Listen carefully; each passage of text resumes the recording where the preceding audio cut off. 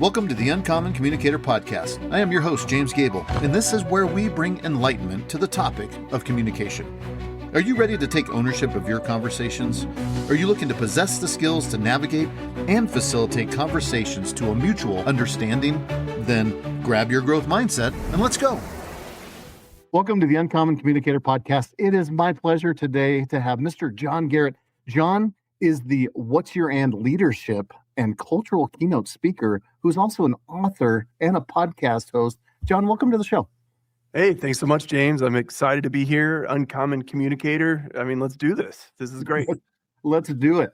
Yeah, I don't. Do we tell the audience now we met over lasagna? I don't know. We definitely had a mutual friend that led us to that, which I think he threw my name out in your podcast. I was the Yoda of barbecuing in his podcast. So yes, absolutely. Yeah, Rick Goodmay, really great guy. So, absolutely. So fun to hit record on our conversation this time instead of just letting it go off into the ether like before. Let's do it. So one thing you do, which I absolutely love, is that you start with rapid fire questions so the audience can get to know you better. I took a little bit of a turn on it. So I've got some rapid fire questions. Okay. For you. Are you ready? Yeah, let's do this. I'm in the hot seat. Let me sit up. Okay, here we go. Yeah, this is good. Right. What's your favorite old school comedian? Favorite old school comedian? I mean, probably, I don't know. Let's go Bob Newhart, maybe. Yeah. And I mean, his stand-up, but also his shows were also fantastic. That's a great choice. Yeah. So I'd say that. He's pretty old school, I'd say. Yeah. He mastered the phone talking to himself, right? That was one of my Exactly. Love that. Cake or pie? Yeah. Oh, wow. That's a tough one. Normally, if I'm not being picky, it's going to be cake. Like all cake is good. But if it's pumpkin pie, then that might bounce over all cake. So pumpkin pie, especially I just grew up. My dad was a huge pumpkin pie aficionado. It was the Libby's recipe right on the back of the can. So, but now we've tweaked it some, and my wife has this amazing recipe. So pumpkin pie, I'm gonna have to jump over. But otherwise, cake in general, always good. Okay. Yeah, no, that's a great choice. Great choice. Yeah, I love pumpkin pie as well, but it's the conveyor of the whipped cream for me. I can't just eat it for the whipped cream. There you go. Yeah, exactly. And it's not weird. It's like, of course you have whipped cream. Yeah, it was weird eating just the whipped cream plate. Like, yeah. And you're like, oh, I put pumpkin pie under it. Now I'm normal. Okay. Let's do this. There you go. All right. What is your least favorite color? Not brown. Oh, wow. Yeah. Yeah. I mean, I'm going to go with like a crimson red, like USC red, specifically. So just my college football fandom. So I would say that. Yeah, I did. Surprised you didn't pick a Notre Dame color. Well, you said least favorite, right? Oh, I did. No, you're. Yeah. Okay. All right. Well, no, I'm just making sure I heard. No, you're right. And I did that on purpose because. I added that not brown because what's the least favorite color of everyone you've ever? Oh, it's always brown. It's always brown. Yeah, it's always brown. And I mean, on my podcast, it's always brown.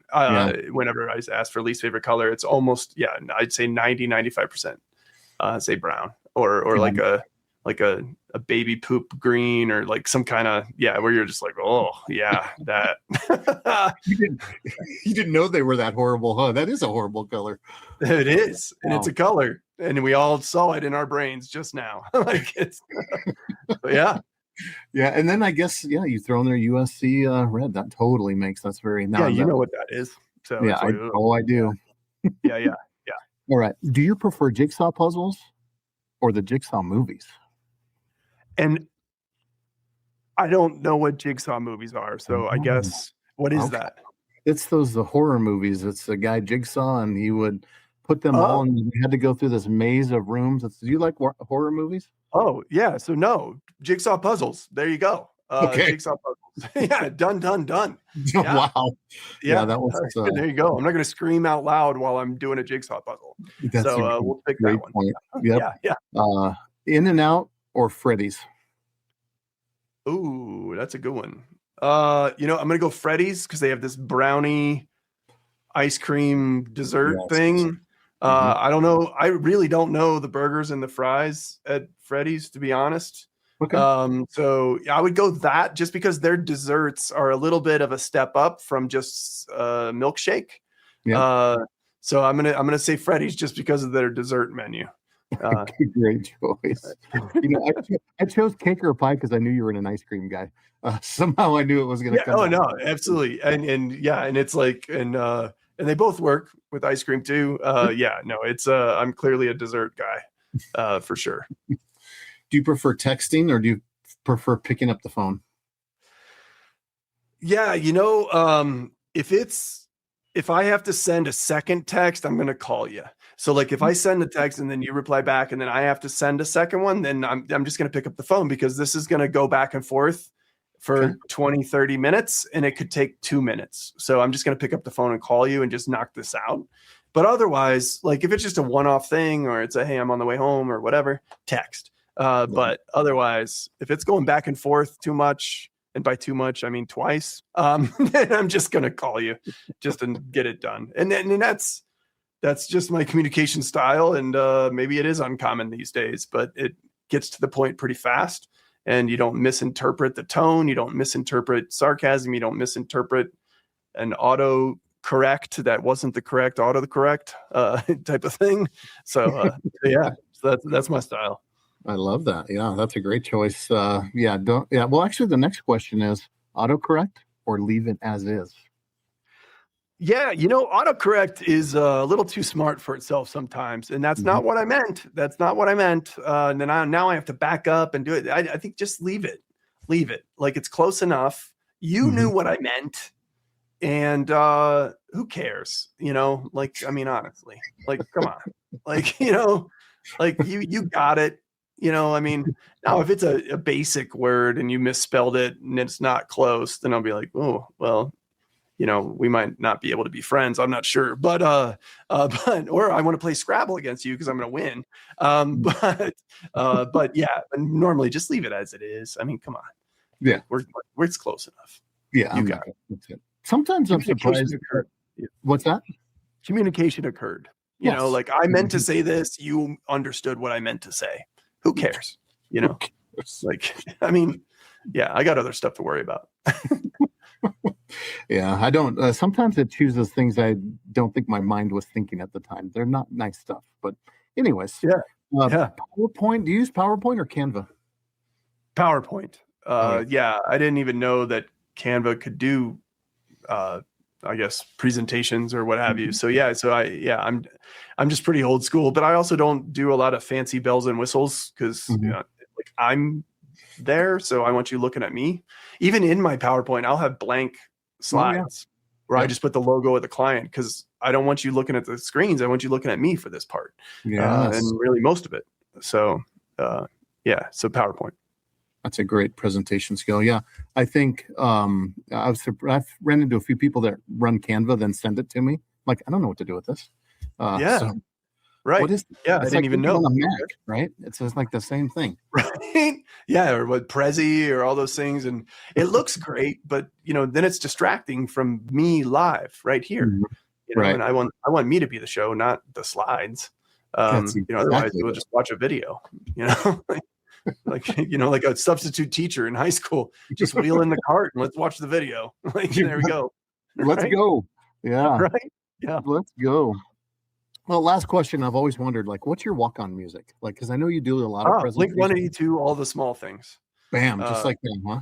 Oh yeah. It's been since my stand-up comedy days and everything. Because it's just a great intro, and it's all just just guitar for the first 30, 40 seconds, and it just hits it hard from the top, and everybody knows the song, and I'm on stage by then. So yeah, it's great. There's no editing involved. Yeah, All the Small Things, Blink-182. Yep. So you're making them rich by playing it, are you? I don't think they get any of that, and they're okay with it. Yeah. There's licenses that the venues pay to all the royalties. But none goes specific, I don't think, or I don't know how they cut that up. But yeah, they're doing all right. They're doing okay. Those people are doing all right. Yeah, those dudes are doing okay. Yeah, especially now that they're back together, which is great. So, yeah. So yeah. Well, so you wrote the book. What's Your And? There's a couple behind you. Yeah. Love the book. Love the podcast. And the fact that you put them in like every week. You're putting in the reps on your podcast, but you're spreading that message of we're so much more than what we are at work, right? Yeah. So tell me, like, there had to have been a point, like, what was that moment when this kind of moment of enlightenment, when this idea came to you? Tell me about that moment. Yeah. Well, I mean, so the seed of all of it came from when I was a Big Four CPA with PricewaterhouseCoopers out of school. And then 12 years after leaving my first PwC office, I had already left corporate. I had done stand-up full-time for about 10 years and then kind of married corporate John with comedy John because I had some near misses in the entertainment world and just kind of was like done with it. Mm-hmm. And so I was at a conference and I was backstage and I was getting mic'd up and the meeting professional comes up and says, "Hey, do you know this guy named Mark Bumgarner?" And I'm like, I don't know that name. That's a pretty unique name. You'd think it's a name that you would remember. And so she's like, "Oh, well, he knows you. He saw all the speakers and said, I know John Garrett. That's the guy who did Comedy at Night." And so I go out to speak. And of course, in the back of my mind, I'm like, how do you know me, man? Like, this is crazy. I don't know you. And so, I went back and looked on my LinkedIn. We were not connected and professionally. So I was like, I don't know who this dude is. And yet he remembered me 12 years later as not as the guy who passed the CPA exam or not as the guy who was hand selected to be on the largest financial services client that PwC had, which is a pretty big deal. Mm-hmm. Not for, working a gazillion billable hours or whatever, nothing work related. He just remembered a hobby that I did for fun at night. That's the guy who did Comedy at Night. And, and so then I started to ask people like, well, do you have a hobby? And people are like, yeah. And I go, well, does anyone at work know? And most of the times people are like, no, not really, because it has nothing to do with my work or no one's going to care or whatever lies we tell ourselves in our head. And so that's really the seed that started it is, we all work way too hard and are way too good at our jobs to be forgettable.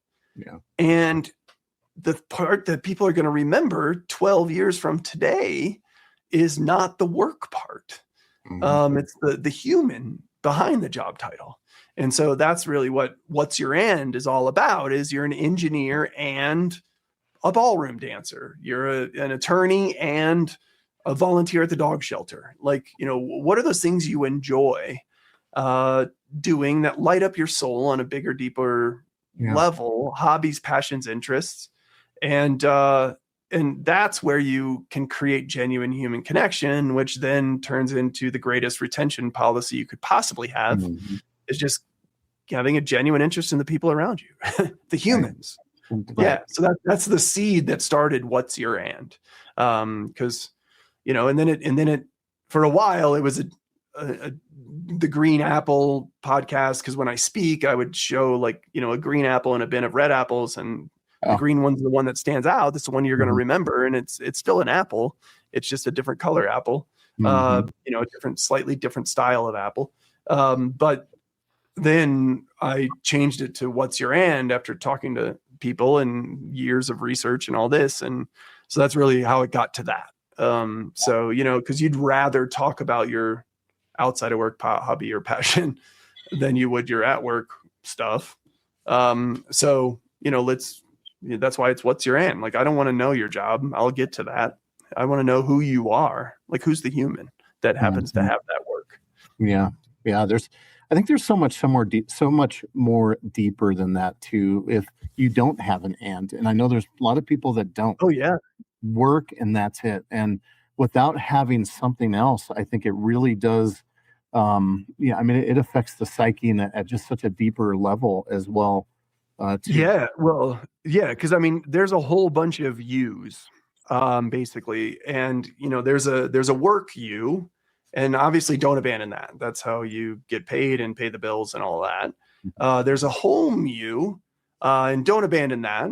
That's for sure. Your family, your kids, your spouse, whatever it is, partner. But there's a you that's just you. Mm-hmm.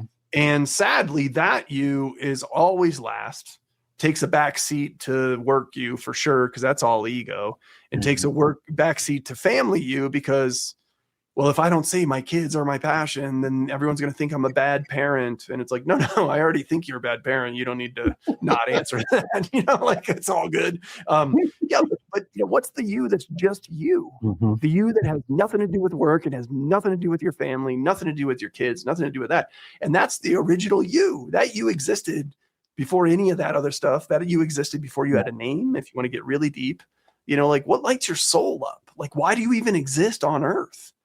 There's more to it, and it's not at the expense of the other two. It's just that work you is so high and home you is so high. You just have to bring up the you to be equal with those. It's not a teeter-totter where one goes up, one goes down. No, they're all up, except for right now, the third one's probably not. So it needs a hug and just give it a little boost. Let it come out to play once in a while. Once in a while. Yeah. Yeah. I mean, it doesn't have to be every week or every month, but just, twice a year, whatever it is. Yeah. Mm-hmm. Yeah. I love that. I mean, that's so much truth in that and so much connection that comes with this. And I got one spot from your book I want to read. You quote two of my favorite Nobel Prize winners. Oh, now, I don't know any. I don't know very many of them. Kahneman and his partner. Yeah, and his partner. Yeah, it's Kahneman and Tversky. So you quote them, but one of the things, they're cognitive psychologists. They found out that people trust their instincts and would prefer to choose an option that is certain rather than risky. And then the big quote is, in other words, people would rather do business with someone they like and trust than someone they don't. And I love that research you put in here. What's some more detail you can add into that? Whole trust? What's even crazier about it is that means you can charge more for a service that's inferior, and they know that, and they're cool with it. So having that relationship with clients where I'm a human being that happens to be good at this kind of work, but I'm a human being first, and letting them see that side of you and being just a little bit vulnerable, not oversharing, not drama, not anything illegal or taboo, obviously. just these are the hobbies and passions. This is what lights me up. Yeah. And maybe it's those that client is in that kind of niche, or that it gives you a skill set that makes you better at your job. So then you're better at this kind of a thing, type of thing. And so letting them see that side of you is great, because maybe they also have a similar or at least they can see you most alive. Because when you're talking about your you're the most alive you've ever been, because it's your soul singing. And so, you can't not be just, eyes are alert and your voice is energetic and everything's awesome. And talking about work, sometimes it's awesome, but sometimes it's not. But talking about your is always awesome. Even if you mountain bike and you wrecked your mountain bike, it's still an awesome story. It's still great. It's type 2 fun, but it's still fun. It's still great. Yes. Type of thing. And so just, it definitely works with client relationships for sure. There was one organization that I was working with, and they had a manager. It was a CPA firm that loved to brew beer at home. And he was just frustrated with the kind of clients he was working with. And he's like, I think I'm just going to quit. I'm going to go get a job in industry or whatever.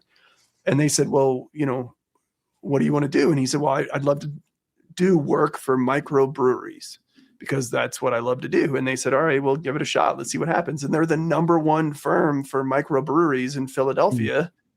And good luck trying to steal one of his clients, because he knows all the ins and outs of making beer because he does it at home, and he gets to hang out with the coolest people he knows, and they happen to be called clients, but they're cool friends of his that do what he loves on a bigger scale. So of course it works that way, but I think that happens a lot naturally, but I don't think it happens so much internally. And that's where a lot of my focus and a lot of my work is on, colleagues and coworkers, and getting to know them, and what projects should you be putting them on. And, instead of a Starbucks gift card as a thank you, here's a gift card to a music store, or a gift card to the pet store, or a gift card to whatever it is that's your so then it shows that I value you as a human being, less as much as I value the person, or the output.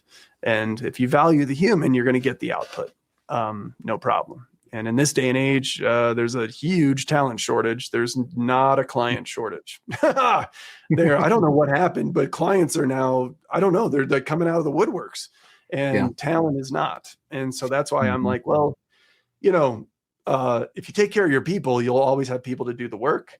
If you take care of your clients, you're not going to have any people that are going to do the work, and then you're not going to be taking care of your clients at all. So, that's why I focus internally mostly. Yeah. And so, I'd love to hear more about like how you support companies in making this into a culture. Yeah. So I have a short diagnostic. It's like 3 or 4 minutes, but it just pops the hood so then people can see where are we at on talent development, coaching and feedback, clarity and expectations, employee experience, and then retention discipline. And it's less on the actual numbers and more on what are the leading indicators? What are the things the activities that you're doing that then lead to the lagging indicators, which are the numbers. But if you're just winging it, well, then that's not how it works. And if somebody starts during a very busy time of the year and their onboarding is a different experience than somebody that starts in a slow time of the year, that's not okay. Like, it needs to be pretty consistent. So there needs to be infrastructure there. There needs to be something in place that keeps it from being different experiences for different people. Or if you report to this vice president, it's a different experience than another vice president, then it's miserable. That shouldn't be the case. It should be pretty consistent across the board. And so that's really a lot of the work of it is, some of it's a little bit of baking what's your and into recruiting and onboarding and employee experience and even exit. But it's mostly around like almost being a fractional chief culture officer, where it's co-creating with you to create the environment you really want to have. And then let's put in some scaffolding to make sure, just a little bit, not overdone, but just a little bit, to make sure that nothing slips through the cracks. And so that's why it's so crucial. But it does really start with just seeing everyone as human beings that happen to have this job. Because I've found that, like, the more that we try to connect over job titles, then that's when connection is lost. When your identity is job titles and you look at everyone else's identity as job titles, there's no connection there. And so, of course, people are going to leave because they get $1,000 more. Well, what's the difference? I mean, like, who cares if I work here or there and I'm making more money? That's all. But if you change the game to where it's a little bit money, but a pretty awesome place to be with leaders that care about you as a human, well, good luck trying to poach that talent. Right. Yeah.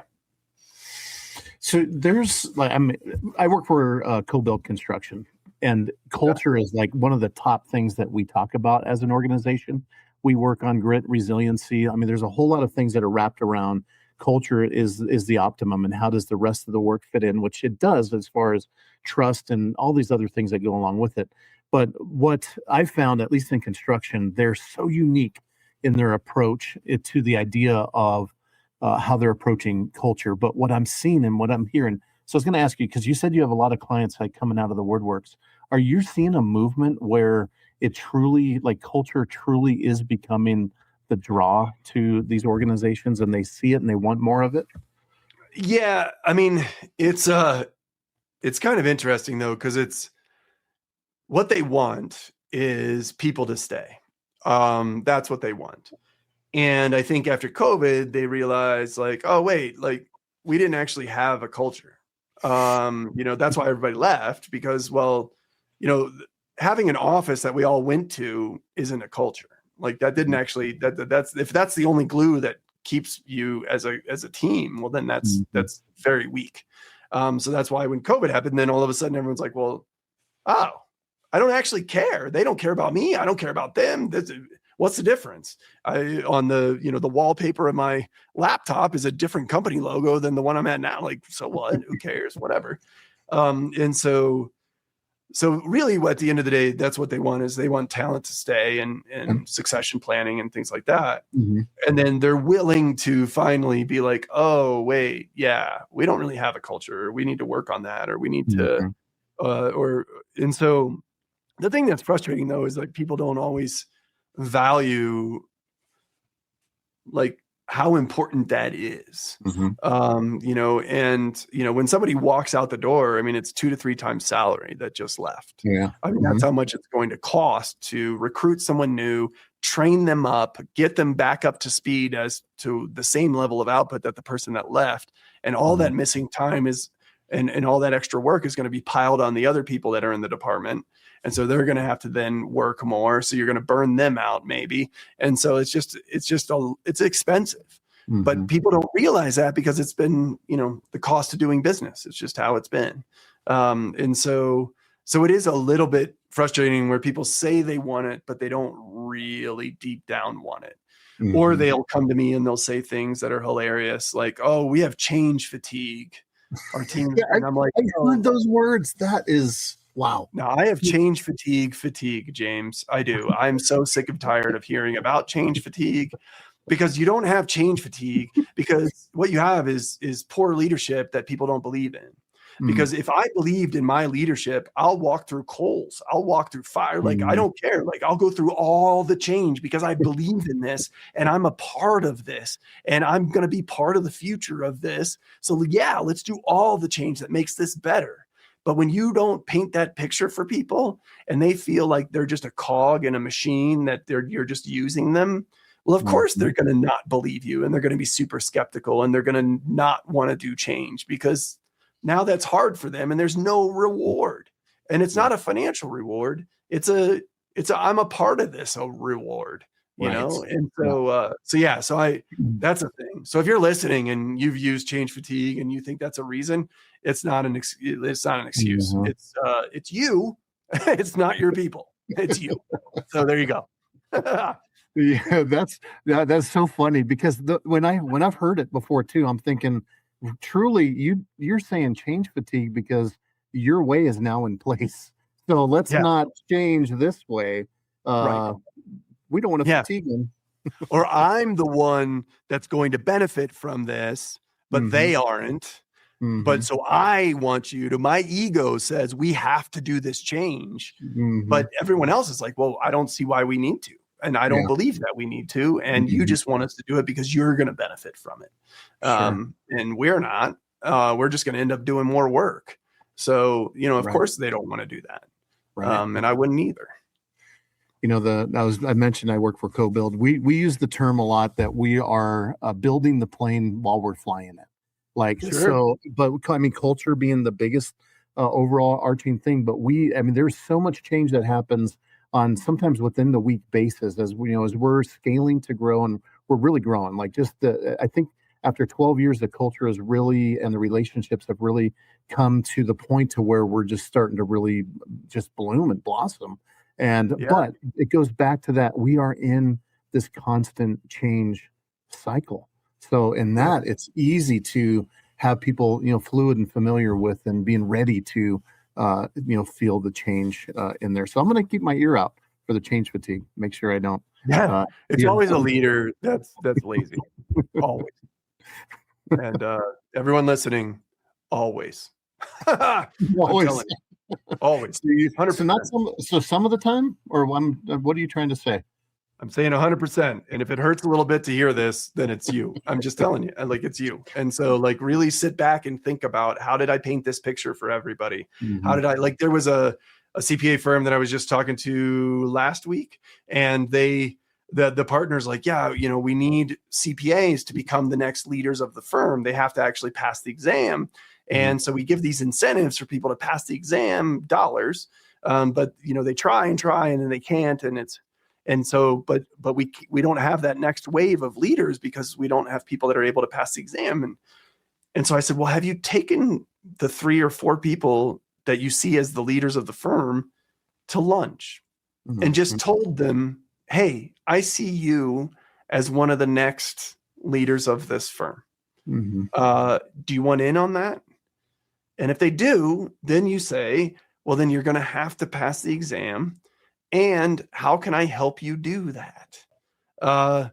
Because right now, offering them $3,000 to pass the CPA exam is a very, very different painting than I'm handing you the keys to the firm. I want you to be the leader of the firm in the future. And, for that not to be the case, that you didn't even tell them that, is crazy. And the guy's like, oh, that's really good. And I'm like, wow, what? There's no incentive to pass the exam. But now if you're, hey, I see you as the next managing partner here. Yeah. Oh, well, now I have a reason. And also you're going to help me figure this out and make space in my work and all this to be able to pass. Okay. Then that's a very different narrative. So really think about that if you're a leader. One thing you said too, I think is really, really important, is having your path communicated, because I've seen people leave. I've been in the organization where they're like, I'm out, like I'm quitting, but like, hey, you were going to be the next whatever, right? I can name a couple of different people where not once did anyone ever tell them that they had it, that we saw it in them, and they didn't feel it, and they thought that work was slowing down. And I don't think we communicate enough the career path for people. And I believe that it's driven out of fear, because we're afraid to tell them, right? Maybe ego will kick in, or maybe it's not going to work out. And it's just all the wrong reasons to not develop somebody into that role. Yeah. And it's also just lazy, because in a little bit of arrogance of like, well, how would they not want to be? Yes, of course they want to be me. They want to be me when they grow up. And it's like, well, maybe not. I mean, so at least annually it's asking people, hey, what's your dream job? Yeah. Like, what do you want to do here? Like, and it doesn't have to be here. It could be somewhere else. And buckle up, because odds are the answer is not going to be you. Like, it's going to be something else.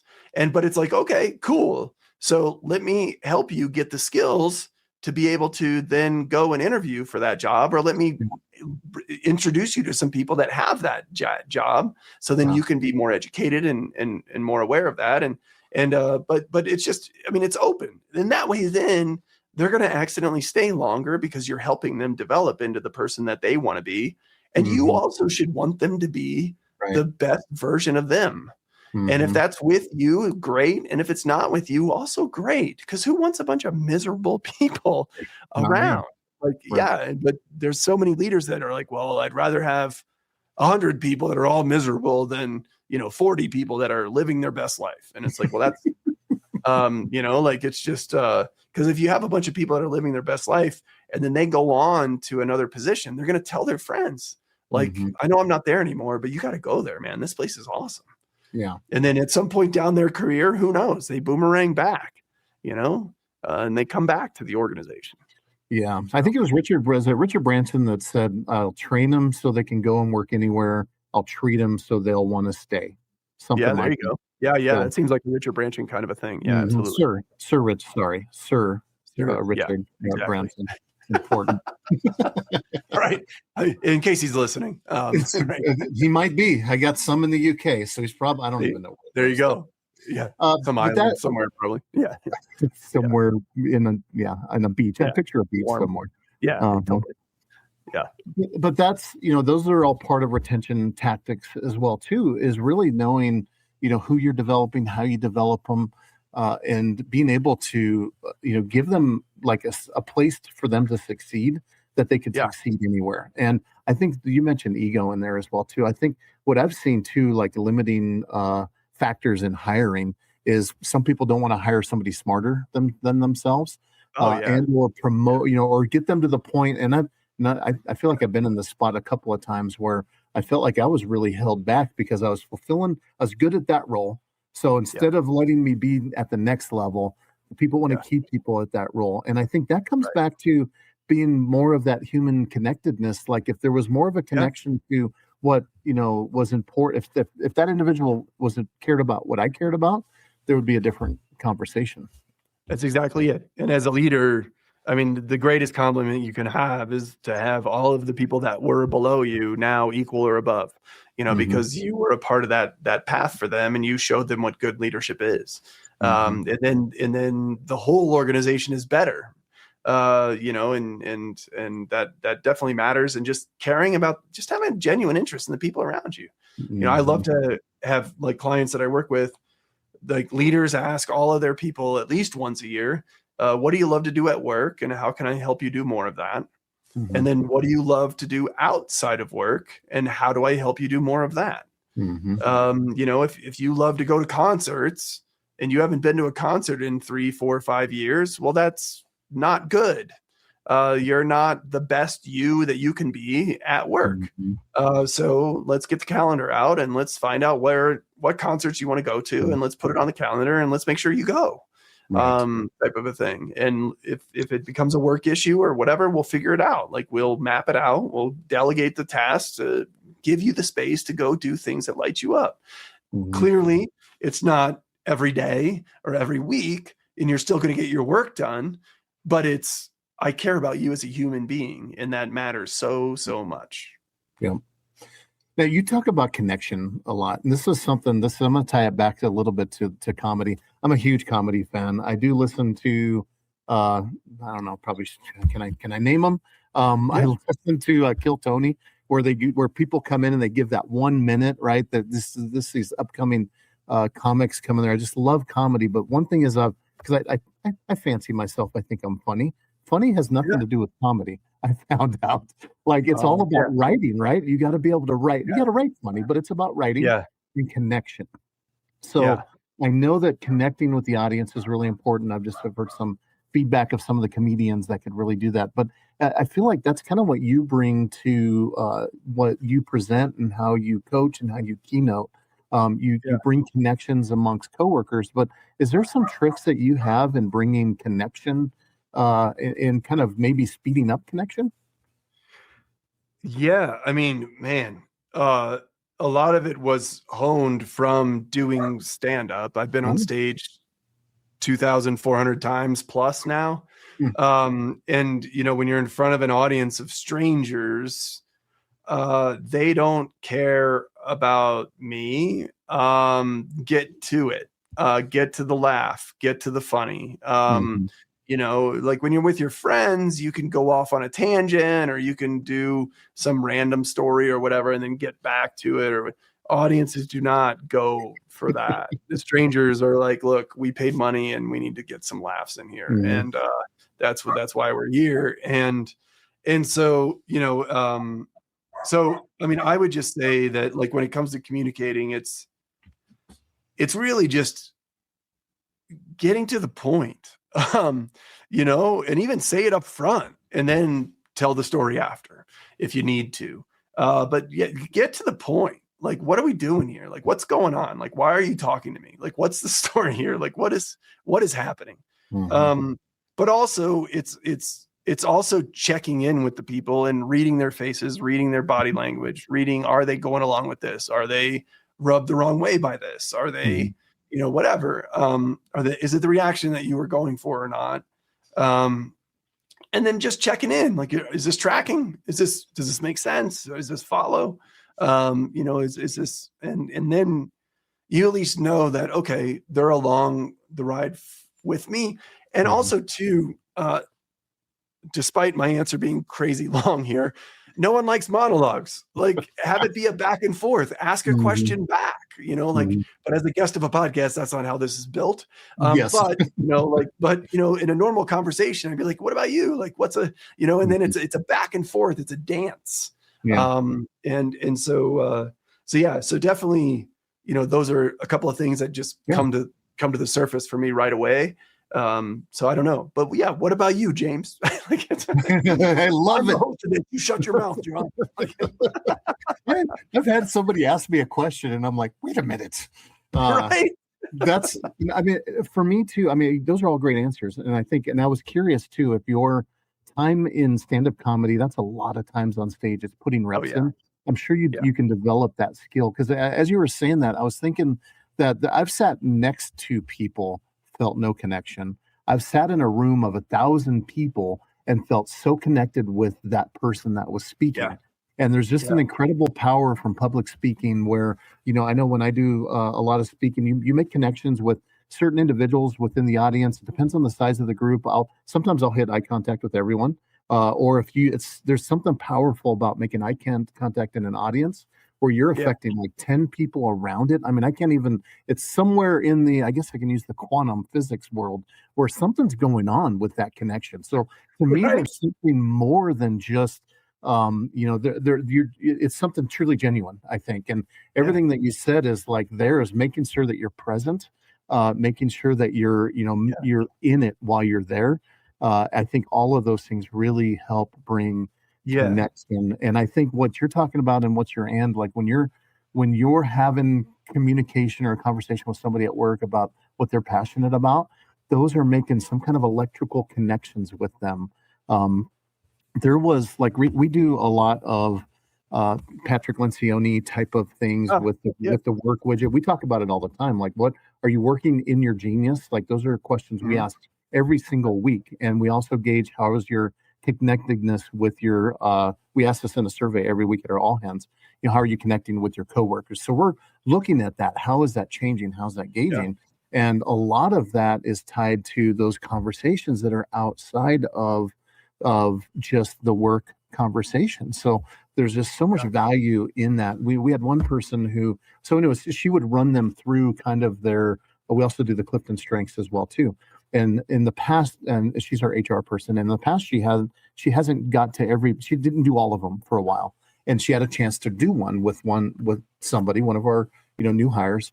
And she found that just going through them and having that conversation about that, because that stuff's very and personal in a way, right?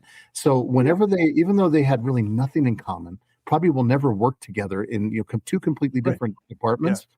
When they walk into the break room at the all hands, they can kind of give a nod. There was a connection that was made that is in some ways, hard to sever. So it's just so cool on that connected side and the stuff that I can keep doing with having these conversations. So that's what you get for asking me a question. The connection is over them being human beings. Mm-hmm. It's not over their work. Like two people that, can operate an excavator don't have as strong of a connection as the HR person with the, construction person. Like that's a stronger connection than it is two people that have the same job. Mm-hmm. I mean, because it's on a human level, it's deeper. And there was actually a study done at Johns Hopkins University, probably about 2 years ago now, where they found that it only takes 40 seconds of genuine human interaction. Really? 40 seconds. Wow. And it's a greater sense of belonging, less anxiety. And that's what we all want, is just to feel like we belong and feel valued for who we are as a human being, not just the work that we do. Wow. And so 40 seconds. And if you don't have that kind of time, then maybe being a leader is not for you. Like you're the kind of person that microwaves your Pop-Tart because you don't have time to put it in a toaster. Like, really? Like that's crazy. Like, come on, we got time. Like, type of thing. There was somebody who was microwaving their quesadillas. This is recently. And I don't think we can ever let them get over that shame. Microwave it. Like you couldn't heat a pan like that. All that is that's a gooey tortilla and cheese. It's like microwaving a Pop-Tart. It's like 3 minutes on a stovetop, like counting heating up the pan. It's like a minute and a half in the mic. It's 30 seconds in the micro. Yeah. Yeah. Oh, yeah. I don't have that kind of time. Well, man, maybe life isn't for you. Like, wow, how do you do this every day? Like, right. Why even eat? Stop eating because you're right. Yeah, exactly. Yeah, man. But it matters. It matters so much. But our priorities are upside down and we're so busy doing that we forget to just be. Mm-hmm. Just be. Right. And then, if you're being, then and really what's your end is it's not a work-life balance thing. It's deeper and bigger than that. It's making you whole. It's making you a whole human. We get it's almost like a Trivial Pursuit pie where you have one wedge for work and you got 5 other empty wedges. They're empty. Right. And fill them up and don't fill them up. It's not more work that fills those up. It's other things that fills those up. Yeah. And so, that you're not a whole human. And it's that third you really needs a hug. So just make some time for that. We use the term rhythms of work and rest as opposed to the idea of work-life balance. Yeah, Being yeah, that, it's not about work-life balance and I'm going to have more time away from work. It's like, what are you doing during your day? Like we have a gym, yeah, at a facility. Go work out. Do you need to go take a walk? Do you got to pick your kids up? Those type of things are all part of that work together. And it's yeah, easy to do in a salary situation, but that rhythms of work and rest are something that's a yeah. mindset that is not spoken about, I think, in corporate America as much as it should be. Yeah, absolutely. And also too, there are places where they're like, oh, well, we have unlimited PTO. And I'm like, okay, well, that's great because just accounting wise, you don't want to have that on your balance sheet and have to Mhm, owe people money when they leave. That's really all that mhm. is. What? It's But money? Oh, I'm sorry. yeah, yeah, right. But if you have unlimited PTO, do you have a minimum? So Mm, that's great that you have mm, unlimited PTO, but you make sure that people are taking it. So, right. you have to take 2 5 days sections a year. So you need to use your PTO, even though it's unlimited, Yeah. you have to use it. And so Yeah. if you're going to have unlimited PTO, make sure people are using it, set the tone yourself, Mhm. and then make sure that people are doing that. And they have to, and so it's those kind of things where it's, help people help themselves because they're not going to on their own. No, and that's, it's, I think this generation gets it a little bit different because I think they're taking that time to some degree. I hope so, because Yeah. I know my Yeah. generation looks back. I mean, I can list you a half a dozen people who are proud of the fact that they get like they're getting 6 weeks a year PTO. And they're at every year or every month they're losing Right. accruing 'Cause because that's it's all you backed can out. Yep. accrue. Yep. Yeah, and they're proud of that fact that they're doing that, and that's unfortunate for them, but it's unfortunate for their families as well. And it's a Yeah. mindset that I hope is really beginning to change. I hope so. Yeah. Well, and it's unfortunate for their organization because they're not getting the best version of that person at Hmm. work. If it's Right. all work all the time, anxiety's high, depression can be very high. Like if you Hmm. get dealt a blow and that's your whole identity, well, then it's not good. So yeah, absolutely, it matters. Yeah, it sure does. So as we kind of wrap things up, I got a couple of questions I'm going to end with. How do the listeners get a hold of Mr. John Garrett? Yeah, I mean, the easiest way is www.whatsyourand.com. The podcast is there. The book is there. It's on Audible as well, if in case you really love this voice. So, there's that. And it's won some awards, which has been pretty awesome. And Coach Lou Holtz wrote the foreword as a Mm, Notre Dame alum mhm. myself. Yep. It was a huge honor for him to say he would. And yeah, so through there is, the keynote and the coaching and the Mhm. fractional chief culture officer work as well. So, yeah, Mhm. whatsyourand.com. Easy. LinkedIn, big on LinkedIn. Oh yeah, LinkedIn, absolutely. Posting a lot on there. And so Instagram starting to do a little bit more. I've been a best kept secret for a little while. And so really I have some people on my team now that are helping drag me out into the light and let people know more about how important this is. And what's great is the more that I get out there, the more positive feedback I get and the more like overwhelmingly positive reactions. It's pretty awesome. And then Yeah, on occasion there's somebody that feels triggered, and that means that I did my work. yeah. Because if you didn't care, then you wouldn't care. But you cared enough to where this tripped something. Something tripped on you, and I'm right, but your ego won't let you admit it. So then it's a fun little conversation just to see what they're feeling and what's going on with them. Yeah, and I hope the tide is turning. So I think everything that you're bringing, I hope we're seeing Oh that in yeah. a positive direction. So that's Yeah, it great was to hear. always there. We just had to remove the layer of playing professional, like an actor in a show. So if once we Yeah, pull sure. that layer back, it's there. It's Mhm. it's been there for Right. hundreds of years. It's just this facade, this suit of Mhm. armor that we all put on to protect our like little soft insides. And then Right. you pull that back, and then you realize, oh, I don't have to protect this. Like we're Right. good. Yeah. Exactly. So, first question: what does the world get wrong about John Garrett? Oh, that they think I'm super extroverted and I'm not at all. I'm super introverted. That they think I'm funny all the time. No, I'm not.